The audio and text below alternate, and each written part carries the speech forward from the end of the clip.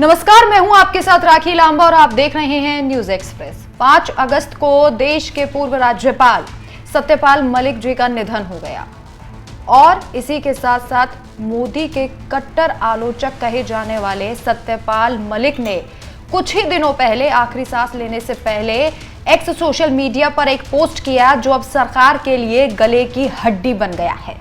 जी हां, सत्यपाल मलिक अक्सर सरकार के खिलाफ बोलते थे।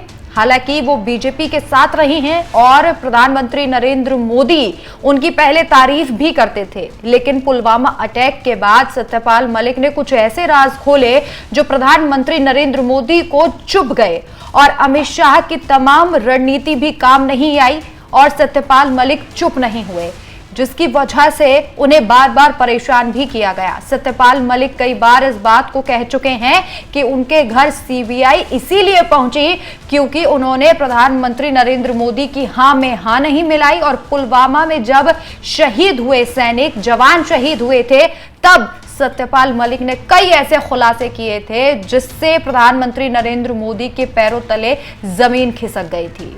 5 अगस्त को जब सत्यपाल मलिक जी ने आखिरी सांस ली, उससे पहले उन्होंने एक पोस्ट किया था जिस पोस्ट ने सरकार में हलचल मचा दी थी और प्रधानमंत्री नरेंद्र मोदी की रातों की नींद उड़ा दी थी। सत्यपाल मलिक अक्सर सोशल मीडिया पर मोदी के खिलाफ, सरकार के खिलाफ कई खुलासे करते थे, लेकिन जो ये इनका आखिरी पोस्ट रहा, ये पोस्ट प्रधानमंत्री नरेंद्र मोदी की मुश्किलें बढ़ाता हुआ दिखाई दे रहा है।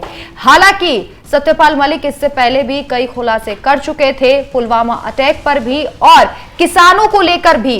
जब राकेश टिकैत रोए थे किसान आंदोलन के दौरान तो सत्यपाल मलिक ने कहा था कि मैंने प्रधानमंत्री मोदी और अमित शाह से बात की थी कि टिकैत साहब रोए हैं और इसके बाद यह आंदोलन कोई बड़ा स्वरूप जरूर लेगा, लेकिन अमित शाह ने उनकी बात को नहीं माना था और उसके बाद किसान आंदोलन कितना बड़ा हुआ, किसान सड़कों पर किस तरीके से आए, ये सभी ने देखा और आज भी किसान आंदोलन पर दिखाई देते हैं, सड़कों पर दिखाई देते हैं।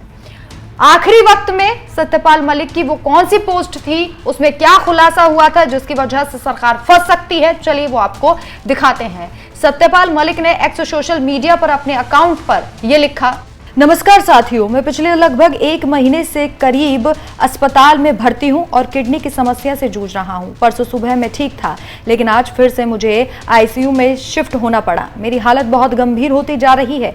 मैं रहूं या ना रहूं, इसलिए अपने देशवासियों को सच्चाई बताना चाहता हूं। जब गवर्नर के पद पर था तो उस समय मुझे 150 करोड़ रुपए की रिश्वत की पेशकश भी हुई, परंतु मेरे राजनीतिक गुरु किसान मसीहा स्वर्गीय चौधरी चरण सिंह जी की तरह ईमानदारी से काम करता रहा और मेरा ईमान कभी नहीं डिगा सके। जब मैं गवर्नर था उस समय किसान आंदोलन भी चल रहा था। मैंने बगैर राजनीतिक लोभ लालच के पद पर रहते हुए किसानों की मांग को उठाया।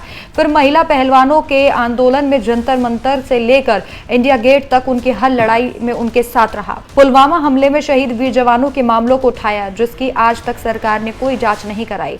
सरकार मुझे सीबीआई का डर दिखाकर झूठी चार्जशीट में फंसाने के बहाने ढूंढ रही है। जिस मामले में मुझे फंसाना चाहते हैं उस टेंडर को खुद मैंने निरस्त किया था। मैंने खुद प्रधानमंत्री जी को बताया था कि इस मामले में करप्शन है और उन्होंने बताने के बाद मैंने उस खुद टेंडर को कैंसिल किया। मेरा तबादला होने के बाद किसी अन्य के हस्ताक्षर से ये टेंडर हुआ। मैं सरकार और सरकारी एजेंसियों को बताना चाहता हूं कि मैं किसान कौम से हूं, ना तो मैं डरने वाला हूं और ना ही मैं झुकने वाला हूं। सरकार ने मुझे बदनाम करने में पूरी ताकत लगा दी। अंत में मेरा सरकार से और सरकारी एजेंसियों से अनुरोध है कि मेरे प्यारे देश की जनता को सच्चाई बताना कि आपको छानबीन में मेरे पास क्या मिला। हालांकि सच्चाई तो यह है कि 50 साल से अधिक लंबे राजनीतिक जीवन में बहुत बड़े बड़े पदों पर देश सेवा करने का मौका मिलने के बाद आज भी मैं एक कमरे में रह रहा हूं और कर्ज में भी हूं। अगर आज मेरे पास दौलत होती तो मैं प्राइवेट हॉस्पिटल में इलाज करवाता। सत्यपाल मलिक, पूर्व गवर्नर।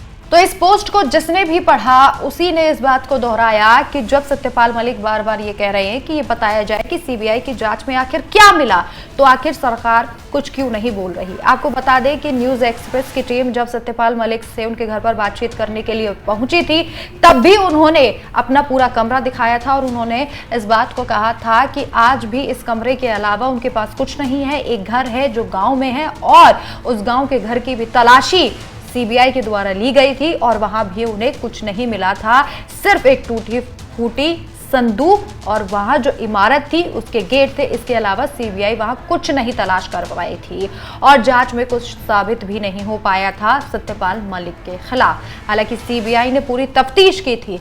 अब सत्यपाल मलिक का ये पोस्ट वायरल हो रहा है कि इसकी सच्चाई क्या है। जो आरोप लगाए हैं सत्यपाल मलिक ने, जो दावे किए हैं, क्या वो सच्चे हैं?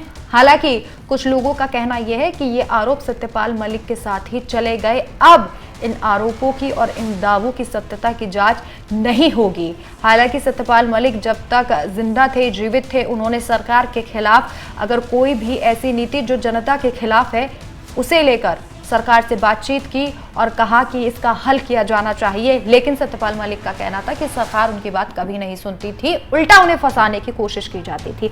तो ये वही पोस्ट है जो सत्यपाल मलिक ने अपने आखिरी पलों में की और ये निवेदन किया कि जांच में जो कुछ सामने आए, जब मैं चला जाऊं तो देशवासियों को जरूर दिखाया जाए। सत्यपाल मलिक के इस पोस्ट पर और जो कुछ उन्होंने कहा है, इस खुलासे पर आप क्या कहना चाहते हैं? आप अपनी राय हमें कमेंट करके जरूर बताएं। नमस्कार।